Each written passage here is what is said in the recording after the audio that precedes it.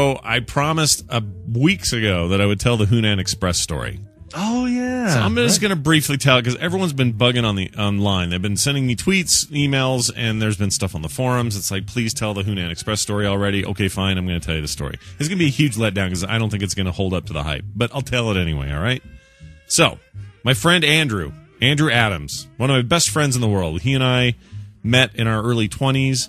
And right up until probably 5-6 years ago, you couldn't separate us. We were hanging out all the time. Just going to Vegas with our wives, hanging out all the time, seeing movies, and we were just always together, right? But things got crazy, got busy with him with business and me with my stuff, and they got way more kids, and we got less than they do, and they just got super busy, so we haven't seen each other a lot. But one of my favorite stories that ever happened actually happened to him just before I met him, and this is how it went down, all right? Okay. So there's this restaurant called Hunan Express. People probably have one near them. Maybe, I don't know. It's like Chinese food, or as the Scottish and the Canadian say, the Chinky, right? The Chinky, yes. Go to the Chinky. Go to the Chinky, food, yes. And so he's working at this place. He was delivering or something. Can't remember what it was. He was cooking, but then sometimes delivering. Okay. And while he was there, one of his jobs was to put these two big, giant, barrel-looking, huge pots of rice on this stove thing, cook the rice, dump it into wherever it goes, and then be done with it. But there's, you go through a lot of rice during the day because everything they serve, everything that they deliver is just buried in rice because there's always rice, right? Mm-hmm. Right. It's a Chinese place. So he's got these two big barrels and he's doing his thing and he said, somebody said, okay, you got to put the rice on. I said, cool. So he puts on these like 2 or 3 big, huge pots on these giant burners and he's got it going on. And then something came up where he had to go do a quick delivery, and he would have been back in time, but instead he had to run some personal errand.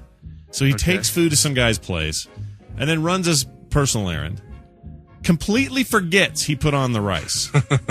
And all that was left at the place was the guy who owns it. So it's a little angry Chinese guy with, like, no hair, all right? I don't know why that particular detail matters.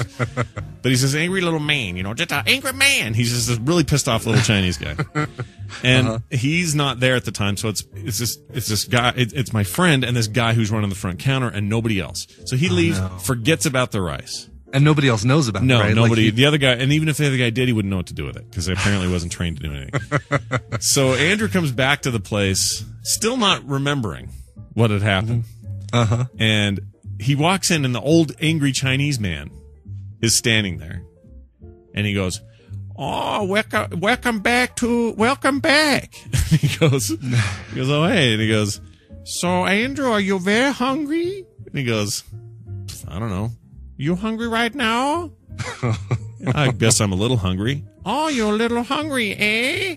Walks into the back room, storms out with this giant pot of like black burnt rice. Slams it on the floor, rice goes everywhere, and he goes, "Then you can eat rice!" That's the Hunan Express story.